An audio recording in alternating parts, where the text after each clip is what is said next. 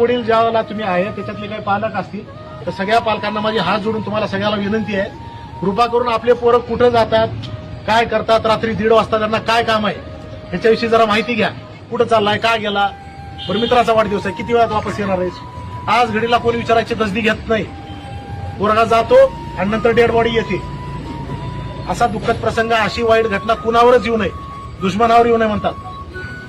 तर लक्षात घ्या, आज घडीला पोराला थोडं टोकल्यानं तुम्ही काही लहान होत नाही. कुणाला भेटतोय, काही नशा करतोय का, त्या तोंडाचा वास घ्या, त्याच्या हाताचा वास घेऊन बघा, काही गांजा फिजा फुकून आलाय का, कधी त्याच्या स्कूल बॅगची धरती घ्या, कॉलेज बॅग मध्ये बघा काही आहे का, ऍक्टिव्हा आहे, गाडी आहे, डिक्कीमध्ये काही ठेवलंय का बघा.